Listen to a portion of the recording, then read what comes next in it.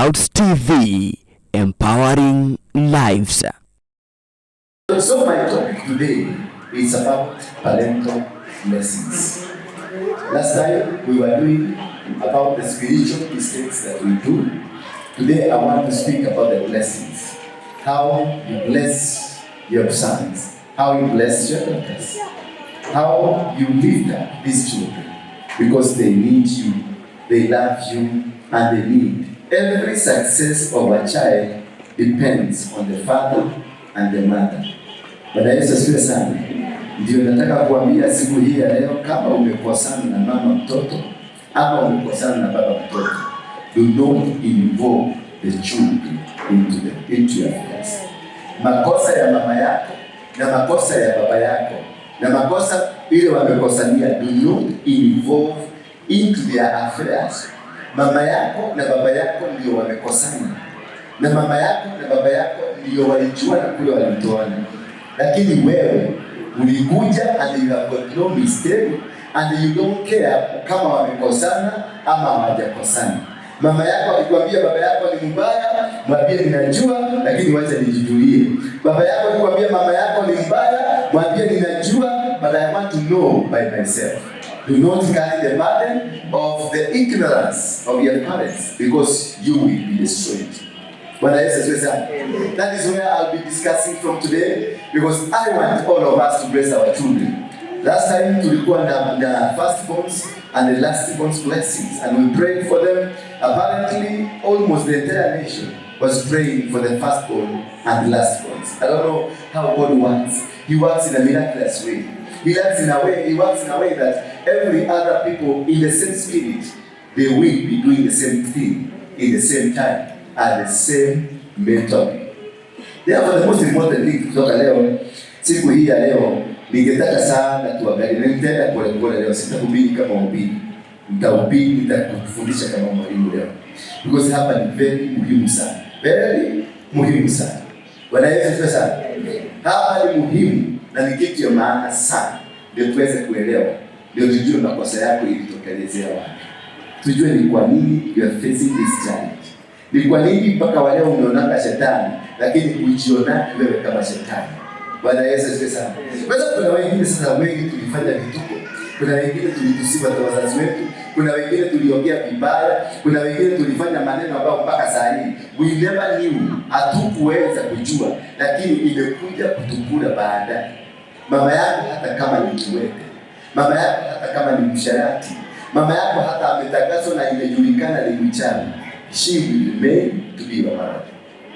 Baba yako hata ni kamunyweso, ni kamlevi, ni mtu ambaye anakuwa 24/7 very struggling, anakunyaga kwa barabara, watoto wote wanakutaka kumshuka kaipona kamjulikana pia ni yake. Huyo ni baba yako, hata iwe nini, na hakuna kitu inaweza kubadilisha. Therefore, wacha tuanze kwa in the book of Genesis 27 verse number 13 to 38. And some high. The other verses is high. Thank you. Genesis chapter number 27 verse number 30. As soon as Isaac had finished blessing Jacob, when Jacob had scarcely gone out from the presence of Isaac, his father, Esau, his brother, came from his hunting. He also prepared delicious food and brought it to his father. And he said to his father, "Let my father arise and eat of his son's game, that you may bless me." His father Isaac said to him, "Who are you?" He answered, "I am your son, your firstborn, Esau." Then Isaac trembled very violently and said, "Who was it then that hunted, came and brought to me, and I ate it all before you came? I have blessed him. Yes, he shall be blessed." As soon as Esau heard the word of his father, he cried out with an exceedingly great bitter cry and said to his father, "Bless me, even me also, O my father." But he said, "Your brother came deceitfully, and he has taken away your blessing." Esau said, "Is he not rightly named Jacob? For he has cheated me these 2 times. He took away my birthright, and behold, now he has taken away my blessing. Then he said, have you not reserved blessings for me? Isaac answered and said to Esau, behold, I have made him lord over you and all his brothers. I have given to him for a servant, and the wheat, grain, and the wine I have sustained him. What then can I do for you, my son? Esau said to his father, have you but one blessing, my father? Bless me even also, O my father. And Esau lifted up his voice and wept. Then Isaac his father answered and said to him, behold, away from the fatness of the earth shall your dwelling be, and away from the dew of the heavens high. By your sword you shall live, and you shall serve your brother, but when you grow restlessly, you shall break his yoke from the neck. What does that passage tell us? That one, you need to be very upright and very careful. Ukuwe mtu mwangalifu na ukuwe mtu ambaye anajielewa na kujijua. Maana blessings can be stolen from you. Blessings can be taken away from you. But what is about the blessings? How about the blessing? Remember, wakati Rebeka alienda kuomba kwa ajili ya kupata mtoto, aliambiwa ndani ya tumbo yako kuna nini? Kuna mtoto, kuna watoto wawili. Mmoja ninampenda na mmoja simpendi. That was an indication kutoka mbinguni ya kusema ya kwambia mtu anaitwa Rebeka, kuna mtoto ako ndani yako mwenye ataoperate kwenye laana. Na kama angekuwa mwangalifu, angesimama na ambie Mungu, ninabadilisha hayo maneno. Bwana Yesu asifiwe sana. Maana kwa maana Mungu alimwambia ndani yake kuna mtoto wawili, mmoja ambaye ataoperate kwenye baraka na mmoja ndani yako ataoperate kwenye nini? Ataoperate kwenye giza ama ataoperate kwenye laana. Kama angekuwa mwanamke mwerevu, na ndio nataka kuwafundisha leo. Unaweza kubadilisha njia ya watoto wako. Unaweza kubadilisha jinsi watoto wako wataishi ama watakuwa. You have it in your mouth. You have it. Baraka zote na laana zote ziko kwa kinywa chako. Mama huyu alitabiriwa na akaambiwa, kama vile wana wa Israeli wakati mtu anaitwa Ibrahim alikutikana na makosa, akaambiwa kizazi chako kitakuja kuingia katika slavery ya miaka 400. Angesikia ama angefundishwa, angesimama hapo mbele ya Mungu amwambie, nimekataa, kizazi changu hakitaishi kwenye laana ya miaka 400 ama kwenye mateso ya miaka 400. Kwa hivyo una uwezo wa kubadilisha. Una uwezo wa kusema haya maneno yaliyotajwa juu yangu nimeyakataa. Mtu atakuja kusema wewe ni mwende wa simu weke bogoroki. Umeona mwanamke huyu ni mwerevu sana. Nimemwambia kitu hapa amekataa, amekanusha. Baada ya sababu nikizungumza anyamazie itakuwa hivi. Bwana Yesu asifiwe sana. And that is where as parents mfanye vibaya. Umeita mtoto huyu wangu kwa sababu uko na hasira. Ndio kwa hiyo huyo mtoto at some time utakuta kimkabwa maneno. Kwa sababu ulimtabiria, ulimuita ndugu. Na wewe pia tabia zako na mienendo yako, maana umemuita ndugu, na ndugu inazaliwa na nani? Na ndugu. Hata wewe utajikuta ukijibia kama ndugu. Ndio unakutaka msasi ako upright mzuri, lakini tabia zake na za kile kitu kinafanyika. Ukiangalia mtoto unaona mama yake. Ulitabiria kaita mtoto kuienda takataka hii. Huyo mtoto atakuwa huko na atakuwa takataka. Hata akienda Amerika atabihewa akiwa takataka na atabihewa akiwa kaugua. Na kutaka kazi yake ni kunusanusa tabia za watu kama kaugua. Bwana Yesu asifiwe sana. Utakuta mwanaume ni mkubwa, ni mzima, hapo na watoto wamezaa, lakini tabia zake ni kunusanusa. Hii nyumba ingine inazungumzwa nini? Kwa sababu ni ile vitu alitabiriwa na mama yake. Whatever the mother said. Wana wa Israeli walipoambiwa, Abraham aliambiwa kizazi chako kitaingia kwenye laana, kwenye mateso ya miaka 400. Laiti angejua asimame mbele ya Mungu na mwambie Mungu nimekataa. Naye huyu mateso ya huyu Rebeka alipoambiwa kuna mtoto umebeba ndani yako mwenye mimi simpendi, angeshawishi Mungu, maana alikuwa na wakati na nafasi na platform ya kuongea na Mungu. Alikuwa na platform.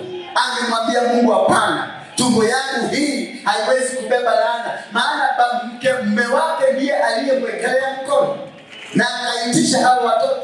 It is the husband who blessed, akamwekelea mkono na akatabiri na akamwambia utapata watoto. So mume wako ako na nguvu, ako na mamlaka, na kama mume wako ako na nguvu na ako na mamlaka, ako na uwezo wa kubadilisha anything negative. You have the power to change anything negative over your children. You have the power, anything negative, to change that has been placed in the heads of your children. Uko na mamlaka, uko na nguvu. Watoto wako kiambiwa mtoto wako anakaa kama mchika, unasema mtoto wako anakaa kama mwelevu. In the name of Jesus. Ukiambiwa mtoto wako ni mjinga, mwalimu akisema huyu mtoto ni kodoni, kubaba, hana elimu chochote, wapi in the name of Jesus mtoto wako ni mzuri. Utakuwa umebadilisha. Ile chochote kinatamkwa kiko na nguvu.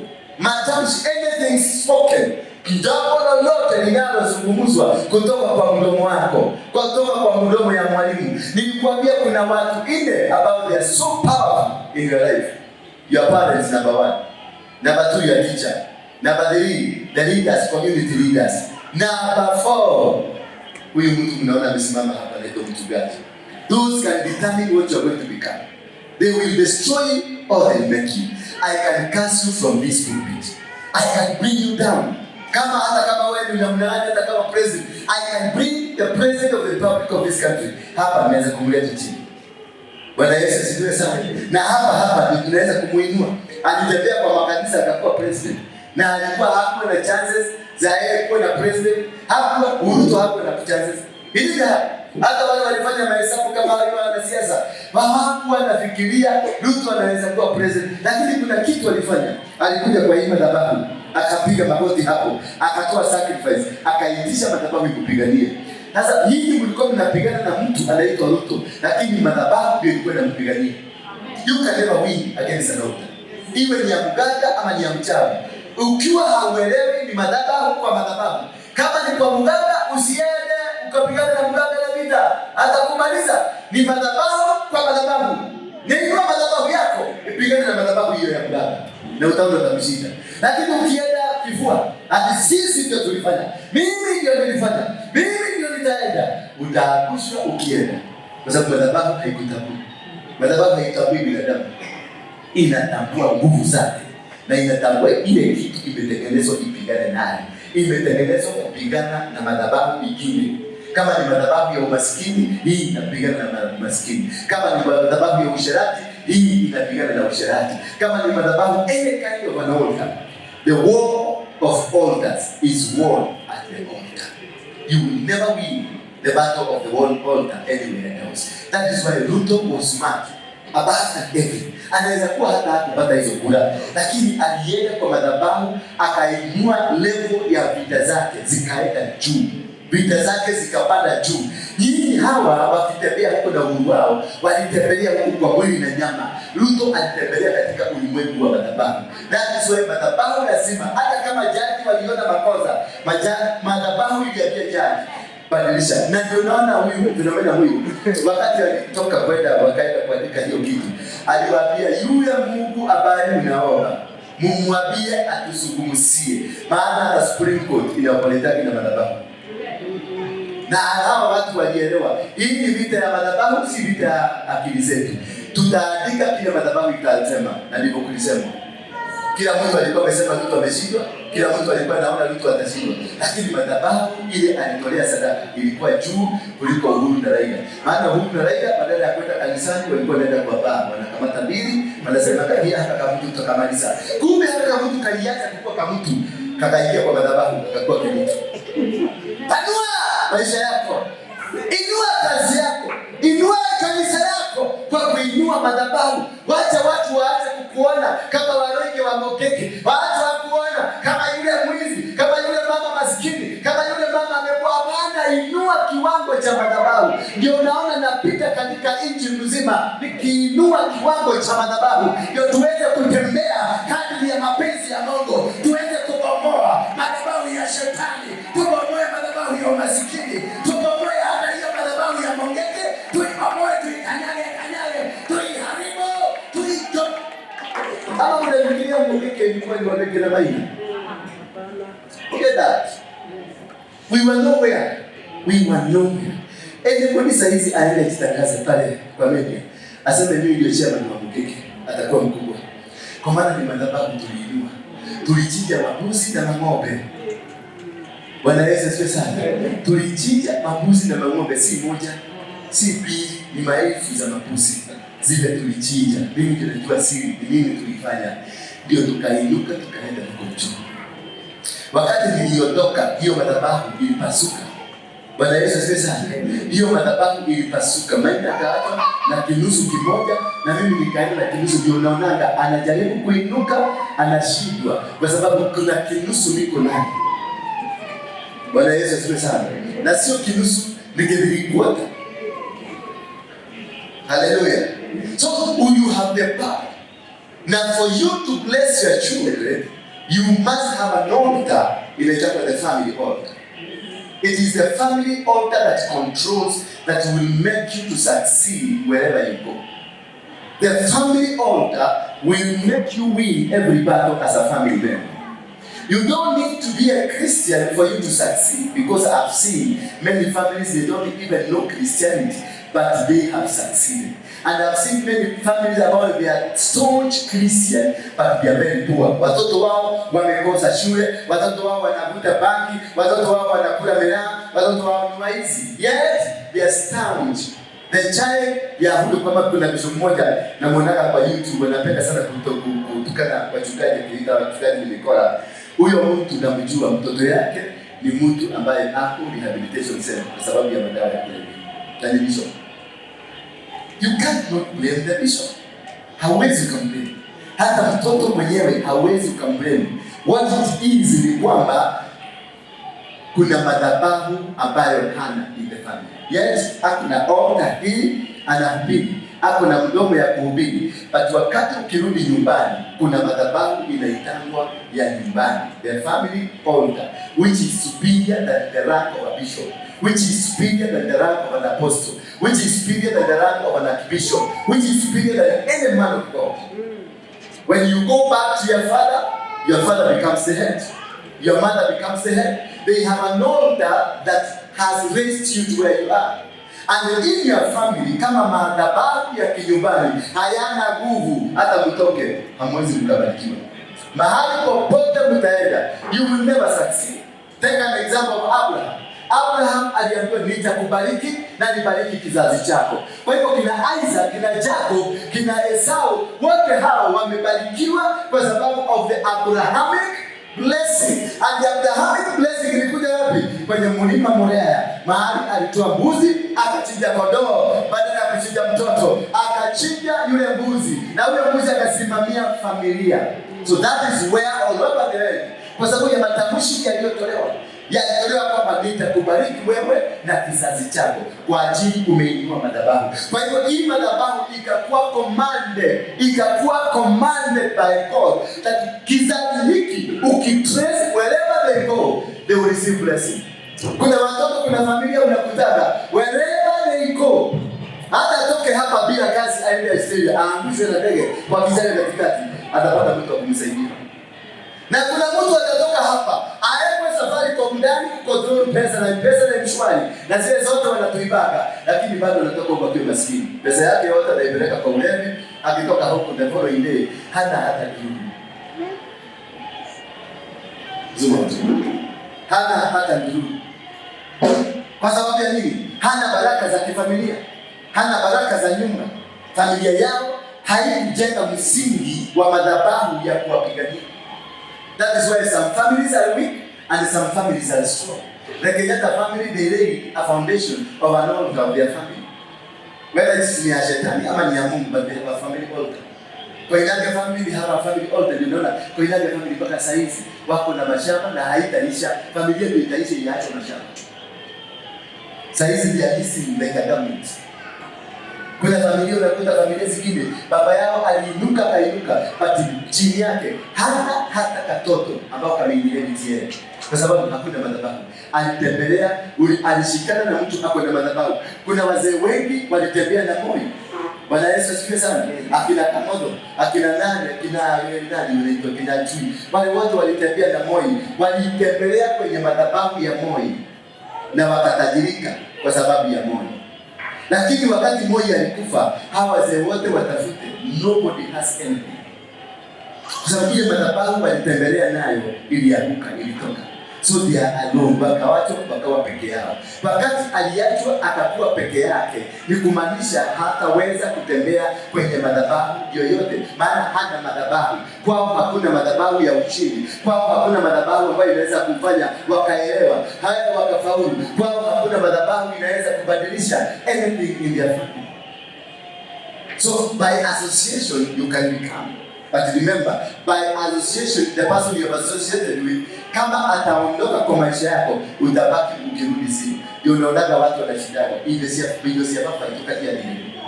Tulikuwa matajiri, tulikuwa na manyumba, tulikuwa na magari, tulikuwa na vitu vikubwa. Huyu unauliza historia. Huyu mzee alikuwa nani? Siji alikuwa kanisa ya Naivasha.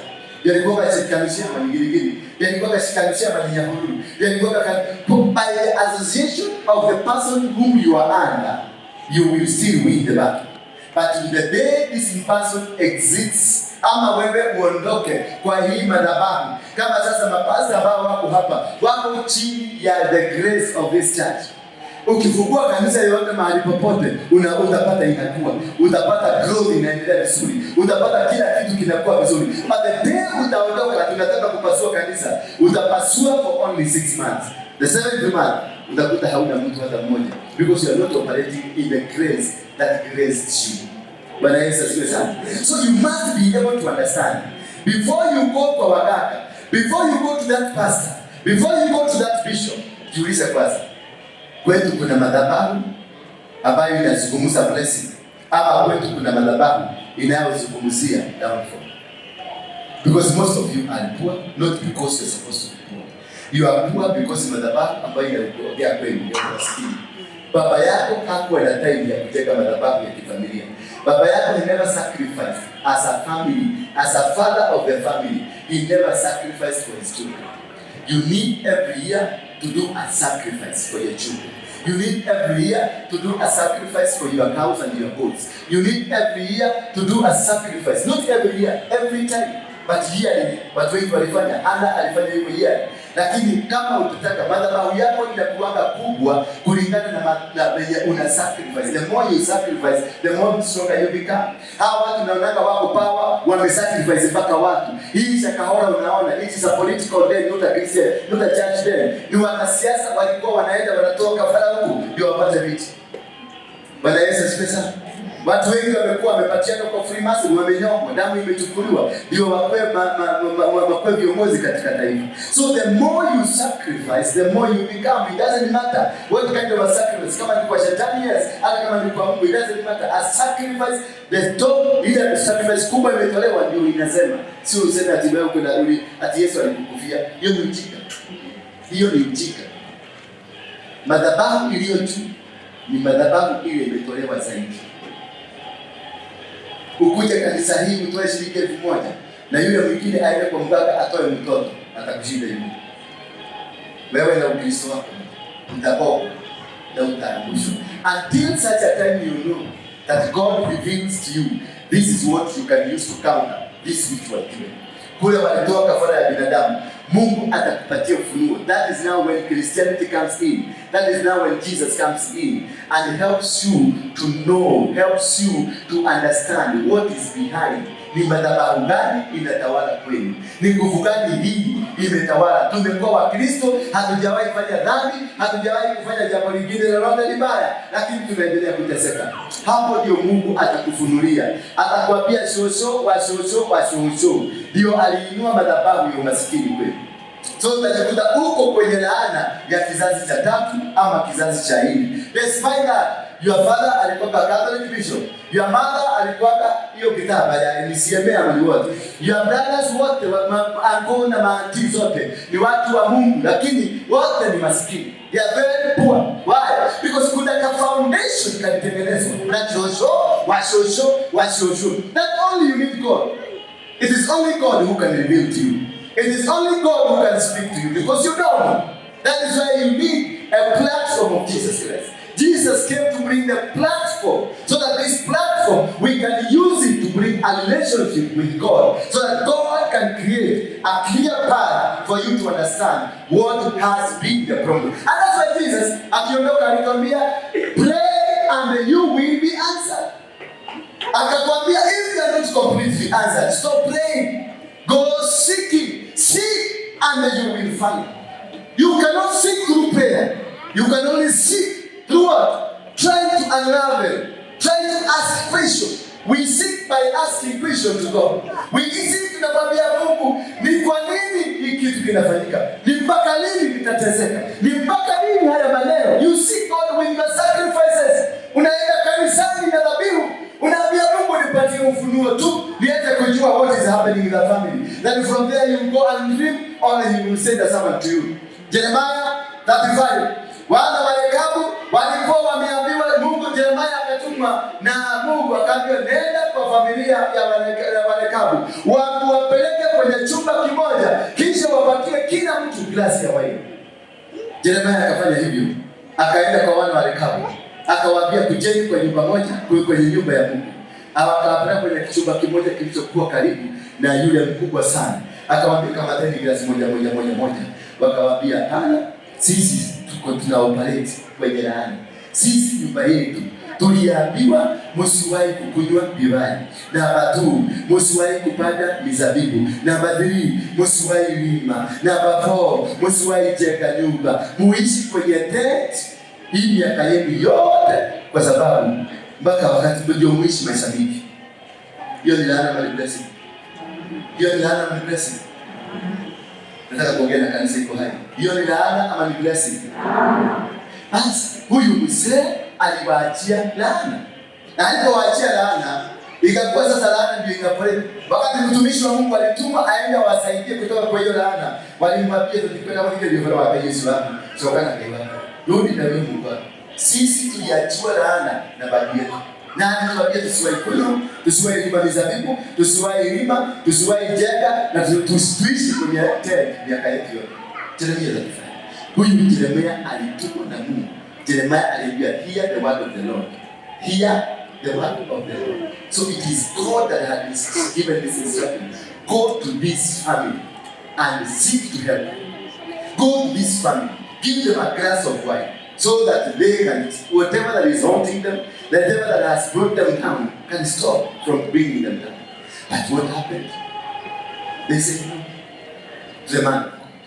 They said no to the man of God. I said, no, we cannot be able to do this. Hatuwezi tutikekogo, tutikirugama, hatuwezi kukunywa, hatuwezi kufanya, maana we are operating under a manly order. And he came and told them, this is an order from heaven. And they ignored. Most of you have failed because you have failed to listen to what God is speaking to you. Remember wakati Esau alipoenda kwa baba yake, akakuta baraka zimeenda. Alimwambia, baba nibariki. Akamuuliza, hakuna kitu hata kimoja kimebaki. Naye akamwambia, ni wewe tutajisaidia. He told him that it is only you who will set yourself free. Nobody else. Because nimekwambia, akamwambia verse number 39 inasema, then Isaac, his father, answered and said to him, behold, away from your fatness of the earth shall be your dwelling place. Away from the fatness of your blessings shall be your dwelling place. But hiyo ingine ikasema namna gani? By your sword you shall live. Hakumpatia baraka direct. Amemwambia you will struggle to live. Because already the blessing that blesses people not to struggle, nimeiachilia mimi. So I don't have any that is remaining to bless you to become a blessing, or to live in a blessing. Already I have handed over. Nishapatiana. Kwa hivyo kitu kama kimepatiana, kigumu kurudishwa. Labda uitishe alternative ama utafute njia nyingine ya kukipata. Ndio akamwambia hivi. Akamwambia, now by your sword you shall live and you shall serve your brother. But when you grow restless, konyita kirathimo ya kula, it is when you grow restless. Wakati utachoka. By the sword, amemwambia nini? By the sword you will. Hello? By your sword you shall live. But only this blessing will come when you grow restless. Wakati utachoka, but by your sword utaishi kwa upanga, utaishi kung'ang'ana, utaishi kupigana ndio upate chakula. Lakini wakati utachoka, utumie upanga ule, uende kwa huyo brother yako uitishe mali yako. Bwana Yesu asifiwe sana. Because ishatolewa, kama imetolewa imetoka. Therefore utaishi kung'ang'ana, maana already somebody is holding it. That is why you are suffering. You are suffering not because God has not given it to you. You are suffering because God has given it to you, but it was carried away by somebody else. Your brother, your sister, your uncle, and another person, they are carrying your blessing. Wamebeba blessings zako. Kwa hivyo by the sword that God has given you. Abraham Isaac akamwambia mtoto wake, beba upanga, utembee upanga. Upanga utakusaidia. Upanga utakupatia chakula. Upanga utakupatia mahali. But when utachoka, niliokaano hiyo, desho kigeke. Use that power. Demand your rights. But use that power and demand it because it is already yours. You are my first son. You are supposed to take it. You are my Mambo ambayo unapitia saa hizi, don't look at them and see like you are being punished by God. Oh my friend, you are not being punished, but God is preparing you. You are not tormented, but God is making a way for you. He said He's going to make a way where there is no way. He's going to create a way where there is no way. Why? Because I'm carrying a blessing from my father. I'm carrying a blessing from my mother. I'm carrying a blessing. The world will not reject me, but we accept me. Mahali popote niliingia kwa mfuko ya mama, nilichomoka na noti kwa sababu the world niliambiwa kubaliana na yeye. Akitaka apige pocket mupatie, akitaka bunduki mupatie, akichukua mwizi mupatie. Maana kule nyumbani the blessing had already been commanded. Ndio ndio kwa mfuko yako ya mtoto. Kana hapo henia hapo ndio ya report ile ela bila demokrasia. Ela bila demokrasia. Ndio ale ndio kila. Akinokulia bode uradi. Vero egoiteke. Ogaba mtu ndio yeye kimono yake kiwono. Okoreno kisomole kuniwelekeka. Tunakulia kila. Kuri ogeragia mwenye mwe. Agakiro ndai. Lupo utakuwa ndikira dimokeu. Ogikire dini waka. Kegwe. Kujika ni mwana wa mwana yake. Dika ni mwana. Akamare matura ka TV ni twa. Mera na kina Waruinge. Kimono kira bo baki na ko na wikwe. Marute ki mo ni mawa na dira toro. Mogitire mai mukibera na kula wiki yako. Ba bari na kebiri mai gefenda. Wakati kwa kila dimokira kuile kyani. Ate dia tere. Yuma. Ate mwana wako. Ritore ya urudi kana kwa. Kama ka urudi kana kwa. Dukana mo mvumba ne makijana. Korea urudi kana mwishi. Oh my God. Usokele jesi ndio hata kwa jesi ndio. Jesi sasa hivi nifikirie baya. Utaisha utakufa niacha. That blessing. Do not curse your child. Hata kama mtoto yako ni mwizi ameiba mpaka dawa yako na wewe ni mama. Achilia tu baraka kwake. Murakiwe. Muradime. Ona kikoro kitu kiumbe. Hata ukasikia mtoto wako ameingia kwa shetani na abudu shetani kwa nyumba yako, in the closet of your house, in the closet of your room, enda tu piga magoti chini, achilia baraka kwa huyu mtoto, umuombe, jicho jicho la ubaya lisikuone mtoto wako. Moyo wa ubaya usikuone. Masikio ya ubaya asikusikie. Miguu ya ubaya isikufuate. Continue blessing this child. Achilia baraka kwa huyo mtoto, maana utamkomboa. When I was in Mungiki, my mother aliendelea kuniombea. Hakuna kanisa hakuenda, hakuna kwa manabii hakuenda, hata kwa manivai alienda, hata kwa waganga alienda kujaribu kuniokoa, maana alinipenda. Alisema sijawahi kuwa na mtoto mzuri kama huyu, lakini nikifuata rekodi nilikuwa kitoto kibaya na kitu kiuru na yarabi masiene na yarama waru na yarabe besiene na yarabu masiene kahihia. My mother did not see all this. Aliendelea kuona mtoto mzuri, aliendelea kuona mtoto mzuri, hadi mahali nilifika Mungu akasikia, madhabahu ikasikia, nikakuwa rescue. Usione kama mtoto, uone kama ni mtoto mbaya. Hapana. Anatembelea kwenye baraka zako, ni wewe haukuzikaidi. Haleluya. Wamwaje kulia radhi. Vile mwitekele. Ate mwana wako aomba na wewe kero nini? Ndio mwili mwana wako aomba. Wewe ufanye mambo mazuri. Dunia ya uzuri ipatane na wewe. Dunia ya baraka ipatane na wewe. Uliachilia baraka blank. Mahali popote utaenda ukubariki. Mimi huyo mtu mmoja alikuta na mama kama huyo mkusanya 400,000 za kununua ploti. Hiki kizee kikuja kitue kitanusa kitajua. Na kitachukua kwa sababu unabeba baraka. Mahali popote utaenda ukubariki. Kwa hivyo lazima kijika kitengenezwe ndio dunia ikubariki. Mama anayofika imoki ndani mwenyewe. Ndio kujenga wajika 5,000 kila mtu. Ndio kujenga bakoni 5,000 bakoni hapa.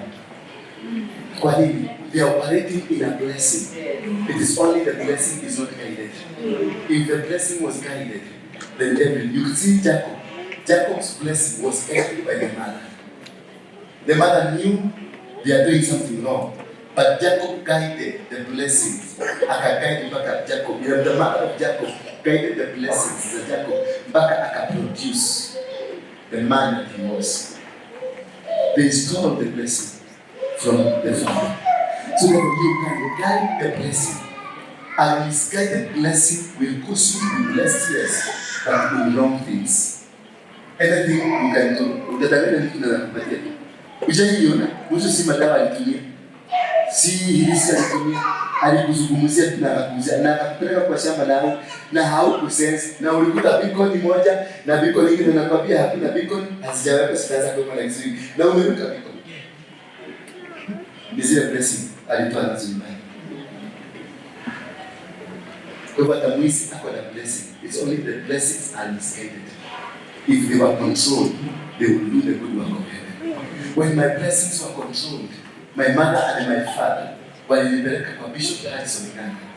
Na Harrison Nganga wakanipeleka kwenye madhabahu kama hii pale City Hall. Nikampiga magoti chini. Na mama na baba yangu wakanishika mkono wote wawili. Wakapeleka mpaka kwa Bishop Harrison Nganga wakiwa na dasta na baba wakanipatiana kwenye madhabahu. Now I stopped being their child. Nikakuwa mtoto wa madhabahu. That is why I see nikiinua madhabahu inaniinua. Because I am not operating just like you are operating. I'm a different person from you. Once they handed me over as a parent, but they hand over as parents to a higher authority, where Hudson became my spiritual father. And from there I'm spiritually guided and I am guided from the parental blessings. So I have two blessings. Hallelujah. I hope we are getting all well together. It is very important to observe this commandment. Your life is connected to the parental blessing. Your life is purely connected to the parental blessing. You must bless your children. You must, if you have never uko na kashida kadogo na mama yako, uko na kashida kadogo na baba yako, just go back nenda mpaka kwa mzazi wako, tafuta kitu, mpikie chakula. Unaona hawa jamaa walikuwa wanatengeneza chakula mzuri, walitengeneza chakula mzuri wakapelekea baba yao, kwa sababu baba yao anapendezwa na chakula, anapendezwa na chakula kazuri. Walikuwa wanajua siri ya kumkamata baba. Kwa hiyo nenda nyumbani, you study your mother, you study your father, ujue ni siri gani unaweza kutumia kumkamata, hata kama anakuchukia, hata kama hakupendi, hata kama anakuonanga wewe ni kama takataka. Yes, endelea kukuona, lakini kuna neno liko ndani yake, liko na power, litaweza kubadilisha ama kufanya maisha yako yaanguke ama yaweze kufaulu. Just look for that good thing. Look for that good thing that makes your mother happy. Look for that good thing that makes your father happy. Then go before them in a humble way. Kneel before them. Once you kneel before them, then ask them to release just that one word. Just one. That is enough. Na kubariki mtoto wangu. That is enough. But if your father, if your mother is angry with you now, I can assure you 100%, no matter what you are, no matter what you think you will become, you will never become, because your parenting matters. I can give you a very good example. Na rafiki ya huyu mama anaitwa baba, wakati wa Kenya na Waruinge. Ilikuwa Ford Kenya for asili. Baba yake alikuwa Ford Kenya. Baba yake alikuwa Ford Kenya. Then baba aka-organize wounds, and there was one of the wounds that were organized by baba. We were paid. Tukaenda tukafurusha huyo mzee baba yake from the dayas. Na akatoka kijana akalisa kitu, akalia kitu. But the words huyo mzee aliachilia under no witness. Na alimwambia, I have struggled maisha yangu yote kutafuta hiyo kiti. I have struggled to become the president, but now it seems I'm to make it. But my son, you will struggle and you will never make it. That's what he was told. Hizi election tatu Raila ameshinda, hata hii ya Ruto Raila alikuwa ameshinda. Hiyo ingine ya Kibaki, hii ilikuwa major player katika dini ya Kibaki, Raila won. Hiyo ingine Raila had won. 3 good elections Raila has won. But because of that curse of his father, I know I have no here. Go cursing me. Because of that curse of his father, that I have struggled to be there. I have tried to be there, but it seems the world has refused me. And you have done all this to me. You too, you will struggle and you will never sit there. Hata mfanye nini, hata waikana. Mpaka kizazi chake cha 10. Mpaka kizazi cha 10. And I told him, he's my friend. I told him you must change this. But he said, what are you doing? Jila ni nafiki ya wanasiasa. He forgot he paid us to go and meet his father. Hallelujah. When does it do a son? So whatever that has been spoken to you by your father, whatever that has been spoken to you through by your mother, your auntie or your uncle, those are very important people in your life. Go back to them.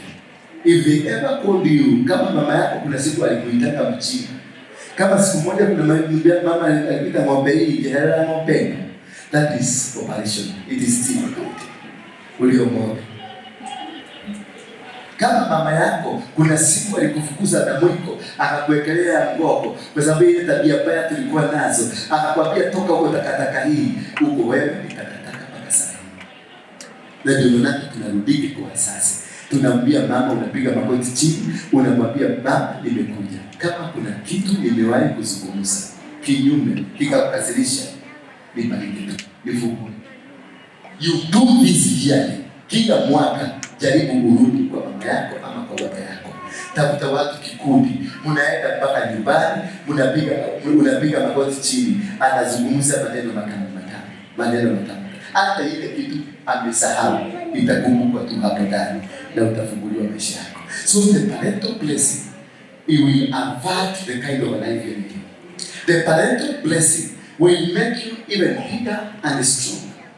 You see, Mama Ngina Kenyatta has always been with this son, Uhuru Kenyatta. Wanatembea, and it is the initiative of the mother to push for this boy to become the president, and he became the president. Ukiangalia Gideon, the father was with him all through. Ukiangalia mtu anaitwa Ruto, the mother, na kutaka mama yake ndio first intercessor. The first like intercessor ni mama yake. Because the first and the strongest blessing will not come from nyinyi washirika. Nyinyi kila siku natoka hapa nikienda nyumbani napigia mama yangu. Na nikisikia ako na kashida kadogo na tumana gani, haraka angaliwe, because they amebeba the first line blessing za maisha.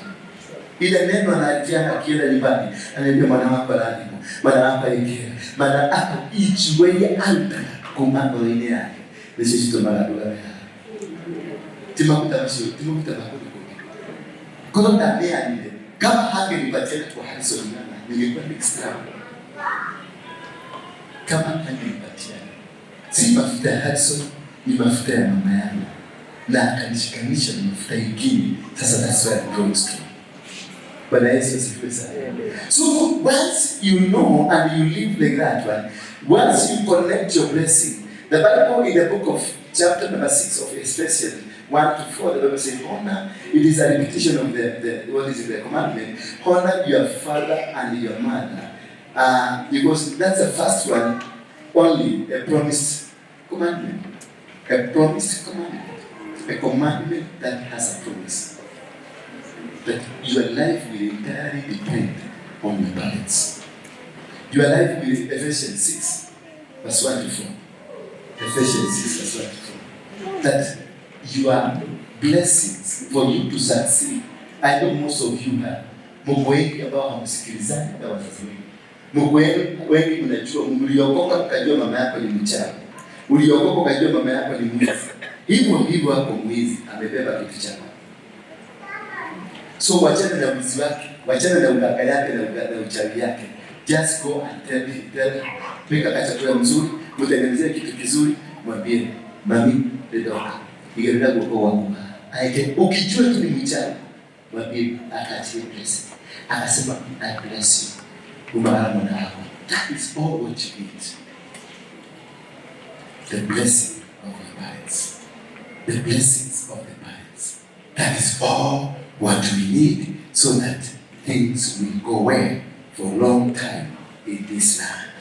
Once you have it, everything will work the way you're supposed to do. So, our parents, what are you required to do? You are a parent, I know you're young parents. What are you required to do? Number one, you are required to do not provoke your children to anger. Do not provoke your children. Every single time, make as much as possible a way that will show that your children, you have an appreciation towards them. Unawapenda. No matter how bad they are. Wanaweza kuwa ni walevi, wanaweza kuwa ni watu wachukizo mbaya, wanaweza kuwa wana maneno majina mabaya kule nje, but do not provoke them to anger. Just make them happy. Unajua makosa yake amefanya ni haya, unajua vitu ambavyo amefanya ni hivi, lakini wakati wote wapende tu, waonyeshe ya kwamba whatever you are doing, it is wrong, but I still love you.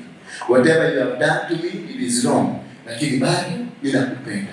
Na unaweza kuwa unajiona wewe ni mbaya, but you are still my children. You are still my child. That is what will make these things to happen. That is what will make these things to work. Because only it will work if you don't provoke your children to anger. Number two, raise them with a discipline and an instruction towards God. A disciplinary action towards God. Train them to know God. Train them to have an altar. Train them about the altar that you know. Because that one will make you become a good person. Will make these children be guided forever. Sometimes we look at Muslims and we look at them, unaona ni kama wajinga. But they have madrasas where their children from the level of nursery, they are first trained about their God, number two, about this world.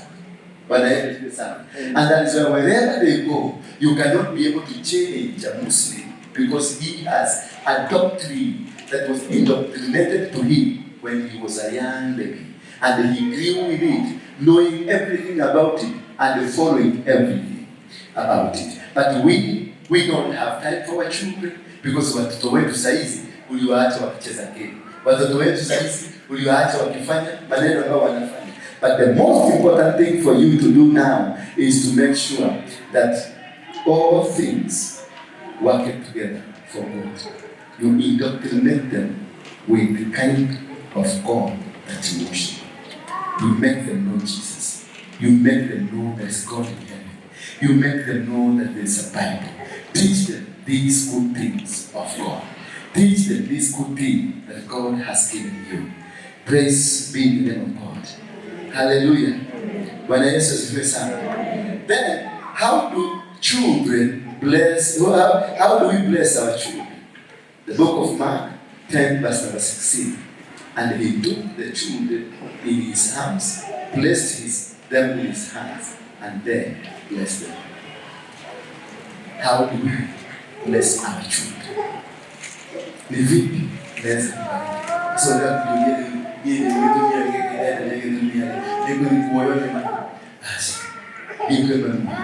release a blessing. Go to your father, let him release that blessing to you, and you will be able to get it right. Bwana asifiwe sana. Are we together? How many of you are still with us? And how many of you are not with us? Lift up your hands if you're not with us. God bless you because you are with us. In the book of Genesis, about 49, I think so. Let me look at it. Genesis 49, I want to read it because also there will give us a good dimension. In the book of Genesis 49, about the Jacob's blessing his sons, you can see how important it is. Those that he was annoyed with, he did what was supposed of them. And those that he was happy with, he did which he was supposed to do to them. And then Jacob called his sons and said, so a gathering of your children is very important. Always find a way. You gather all your children together so that you can speak to them. Jacob called all his sons. Aliwaita watoto wake wote.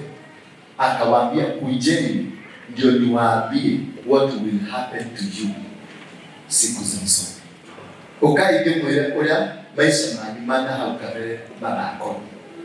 So maisha ya hapo mbele iko kwa kinywa ya baba ama kinywa ya mama. Mama ana ile prediction. Your mother is your first prophet. Your father is your first prophet. Whatever prophetic word will be released from your father will guide how your marriage will become. Will guide how your business life will become. Will guide what will happen to you. Not today, 50 years to come. So maybe you are suffering whatever you are suffering from. It is not because the world is not perfect, but there is something that you missed that should have been guiding you.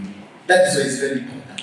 Every time, if you are a parent, ita watoto wako kama ni Disemba, ita kama ni mwezi wa 8, any man, waita tu unawachinjia mbuzi, munaongea na wao, unawaombea, unawachia baraka, unawatuma na unakomandi dunia, unakomandi mchana. Sianaizi muzebe peheli, kone sikoka, ukasinegea kiregekia, oka marani ma. Sianaizi ya kwa, nida mura nama, nida mura, nida mura jira, muzikana toka na nabisiyani. You release that kind of blessing.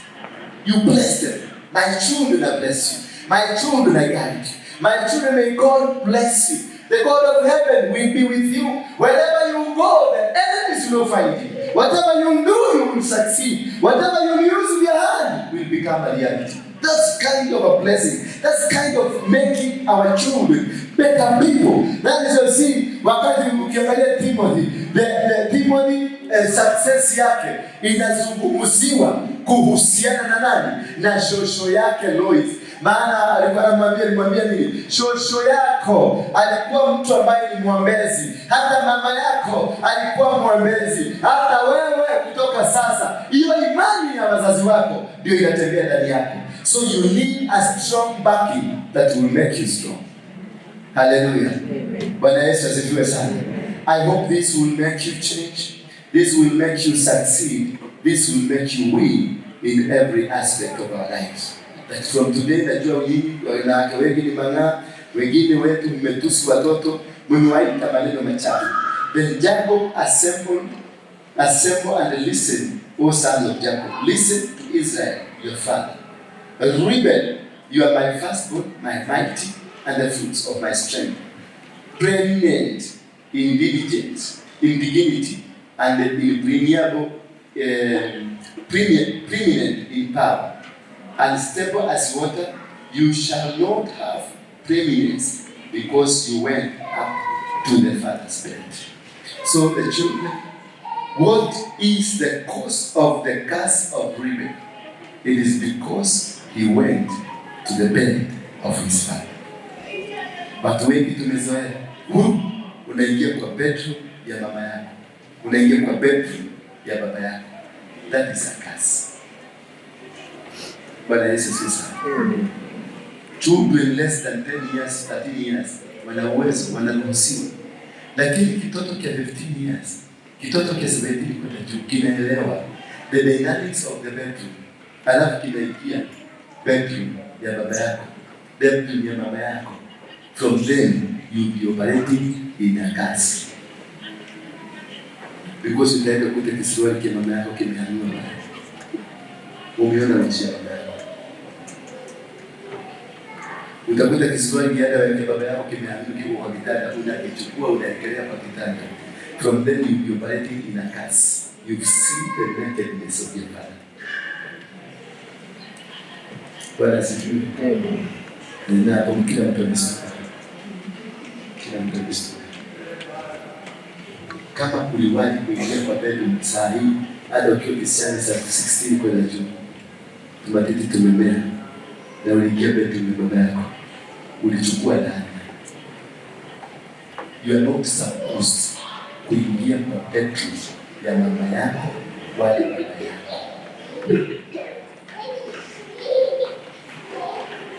Let me say it again, because it has shocked you. You are not supposed.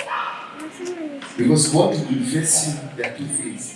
Utapata kiswali cha baba yako, kile kia ndani. Ama kiada, ama manyonya za mama. Jita za kushikilia. Sindiria. Ama kwa bahati mbaya. Ama kwa bahati mbaya, ukute baba yako sasa hivi ametoka bafu, amejifunga taulo, lakini huko juu ni naked. Umuone umeanza laana hapo.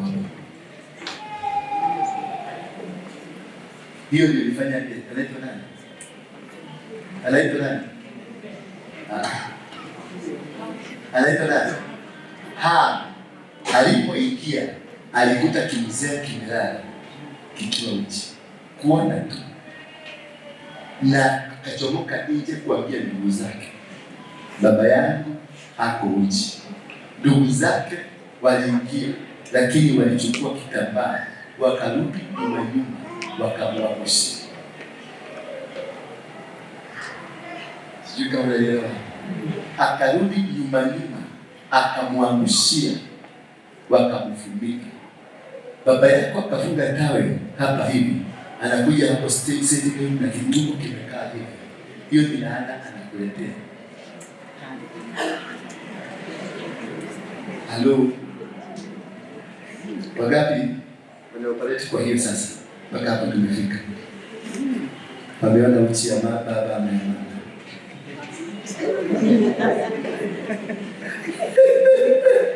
That is why we have found ourselves in most challenging lives, because mistakes that we did tulizifanya lakini hatukuelewa they were mistakes. Ulifikiria ni upendo wa mama yako. Ulifikiria ni vizuri unafanya, umeingia huko ndani ya bedroom, unataka kalapu mama, unataka simu ya mama, na unakuta mama yako amevaa ako set half. Haya, hapo na sasa hiyo ako set half. Amekuachia laana already. This is what happened to women. See the neglect of his father. And most of your children are suffering because of your tutapia kidogo.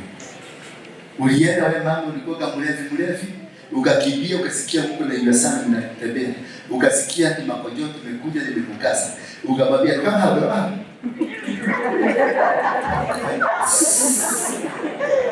akisema kimsema umemwachilia,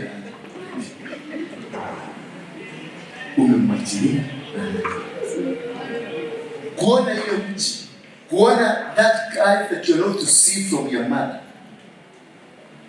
ama mapenzi kumumunyana kwa mama yako na baba yako. You are not supposed to see it, but it will come to haunt you if you see it.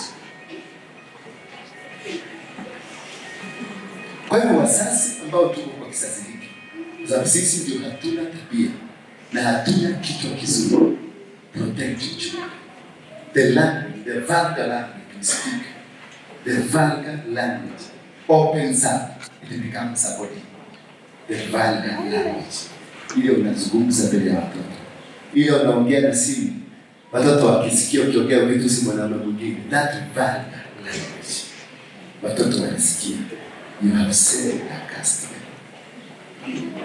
Look at Simon, verse number 5. Simon and Levi are brothers, weapons of violence, and their sword. Let my soul come not into you, into their counsel. O my Lord, be not joined to their company.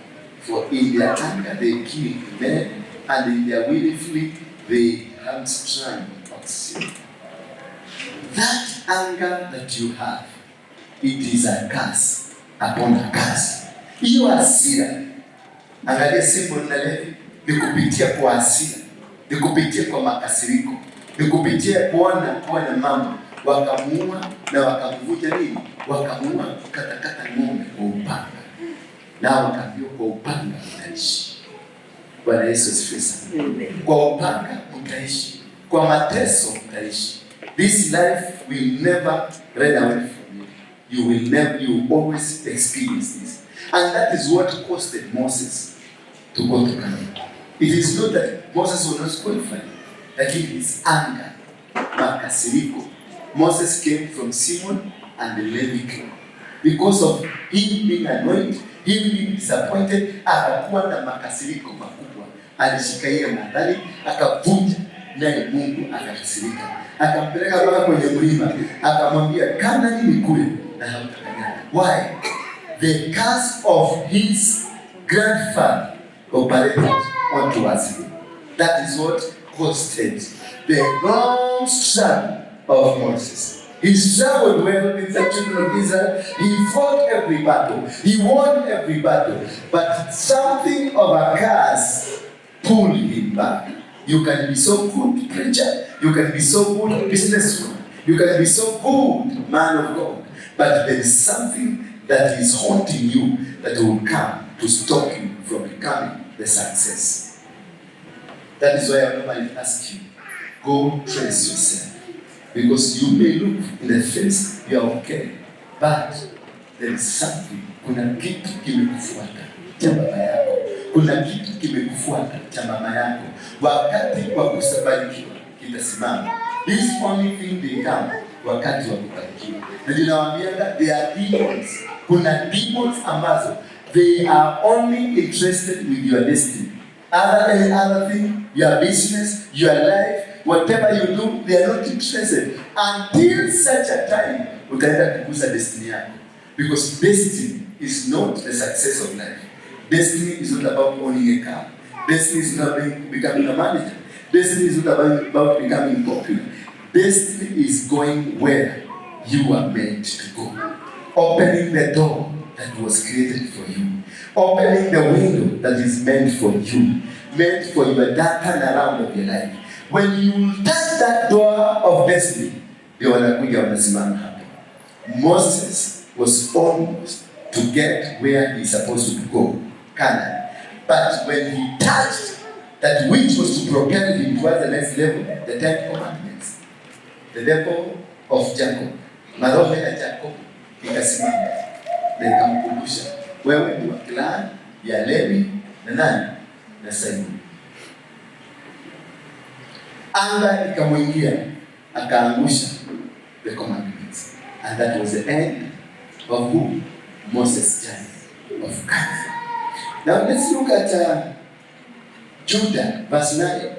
Judah is a land cub. From the prey, my son, you have gone up. He stooped down, he crouched as a lion, and as a lioness, who dares arouse him? The scepter shall not depart from Judah. What is scepter? What wanajua Kiswahili? Scepter shall not depart from Judah. Who knows it in Kiswahili? Or who has the Bible of Kiswahili? Yeah? Phil? Kept scepter. Soma yule hiyo. Phil, the kingdom was the maki. Modeki kwa wale wa Kikuyu shall not depart. No matter what they will come against you, no matter what kind of challenges that will come for you, this authority of rulership will not depart from you. You see, Judah was a blessed man, but his 2 sons died because of a curse from God. The first son, the Bible says, God was disappointed with him and God killed him. And the second son, he did wrong. He was told to go into a woman and God gave forth children, azae watoto ambayo watakuwa ni watoto wa mvulana wa kwanza. Then the second son refused. Instead, alimwaga mbegu nje. Mungu akasirika, akakufa. Lakini Judah was not killed. Judah remained.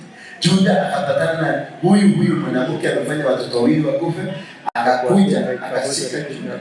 Na aliposhika Judah wakazaa watoto wawili. Na kupitia kwa hao watoto ndio tumepata kizazi cha 10 ndio kimezaa Daudi mwana. Bwana Yesu asifiwe. So this one, if there is a blessing pronounced upon you, at some point the blessings will come to succeed. The blessing will come to be life. Kila mtu asimame kwa miguu yake.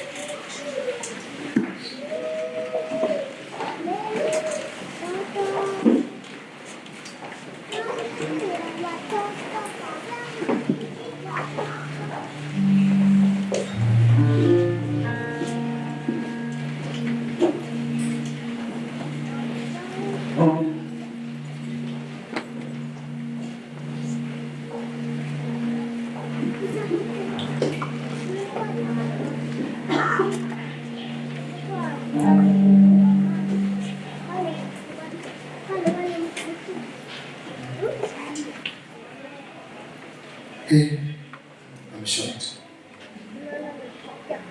So I'm shocked. Why are you shocked?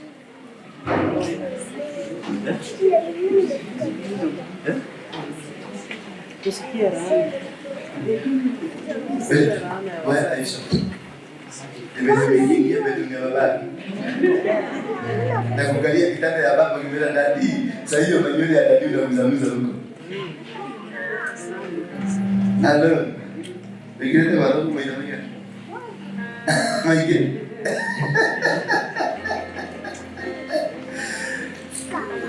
You already operating in a gas. That's the challenges in life. Hata kikuachia hata kisema nikubariki. Itakuwa ni ngumu until you identify for him to rectify.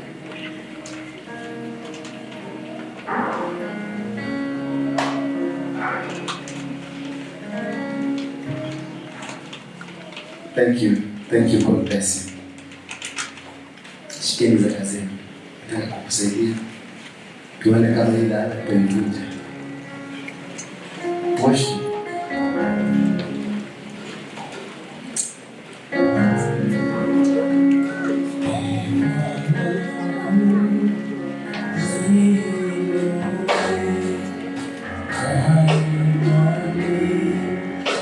Tunapoimba wimbo huu, inakuomba utafakari ni nini hiki ambacho kimekuwa kimetenganisha na baraka za sasa. Oh yes.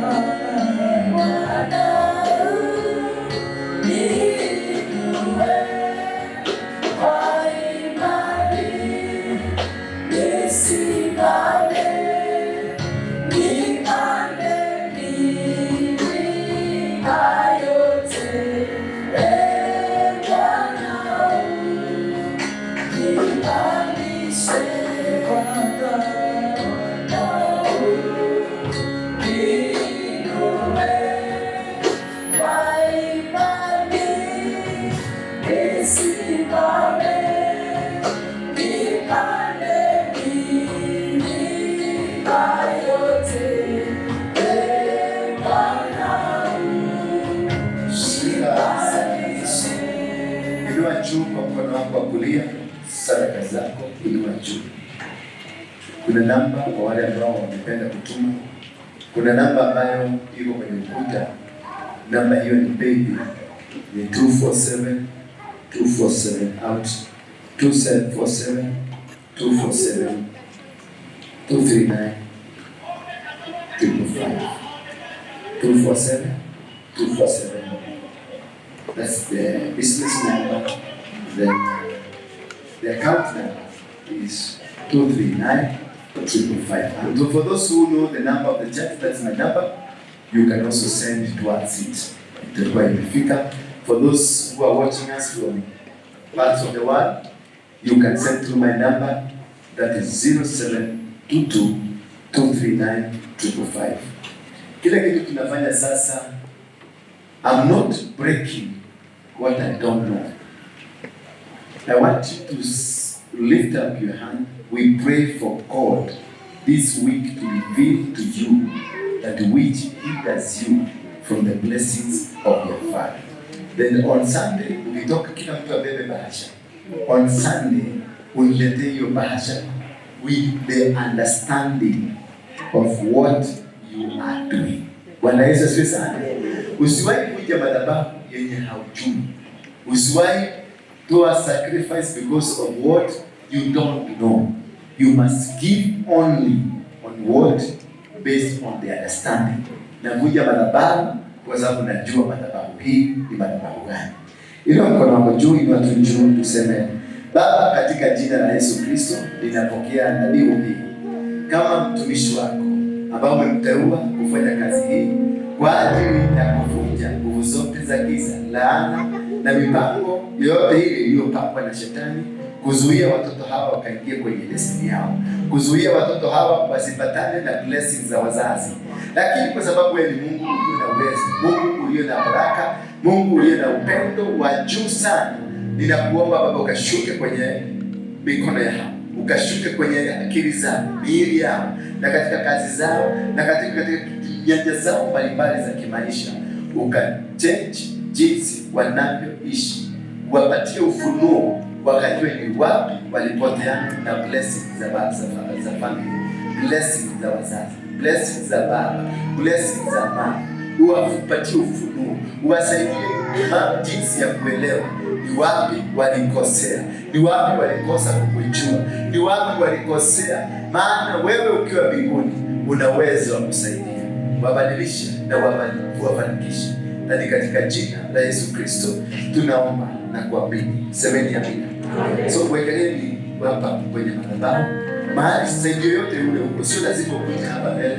Ile part of madhabahu unaweza kuwekelea nafasi ile.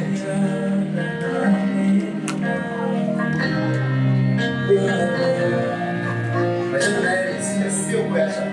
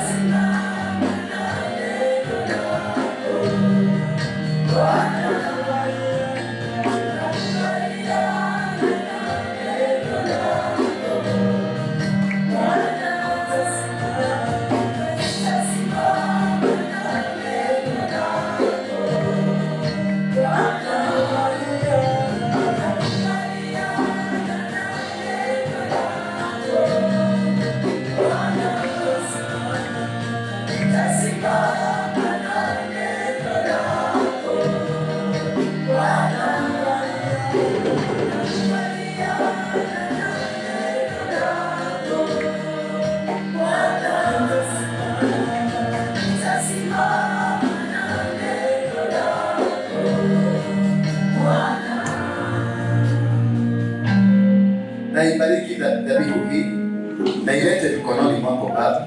Ninajua una uwezo. Hawa watoto wako ambao wamekuja hapa na neno ambalo umenipatia nikawaambia, najua ilikuwa kusudi yako liweze kuwafungua. Maana wengi wetu tumepitia na tumefanya mambo ambayo hatukujua ni vibaya, lakini tulijikuta kwa mambo kama hayo. Ninakuomba msamaha kwa niaba yao, ninakuomba msamaha kwa niaba yangu pia. Ninakuomba Baba msamaha kwa ajili ya nchi hii yetu na watu wengi ambao wako hapa na wengine wanaotutazama na wengine hata hawatasikiliza neno hili, lakini wakumbuke na uweze kuwasaidia na kuwabariki na kuwabadilishia maisha yao. Na kuomba Baba wapatie ufunuo kutoka leo, wajue ni jambo gani hili walifanya ambalo halikufurahisha ama halikufurahisha. Wasaidie na uweze kuwabariki. Juma hili wanapoenda nyumbani wafungulie milango, kwenye kazi zao wafungulie milango, kwenye kazi na mipango yao yote wapatie neema, wajalie mapenzi yako kwenye njia zote na kwenye mipango yote yako.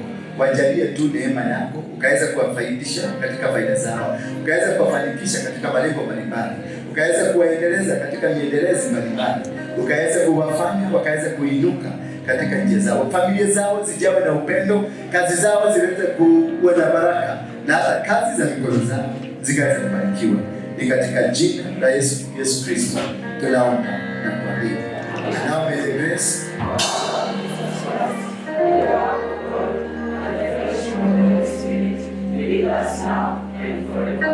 Thank you very much for those who attended, and may God bless you.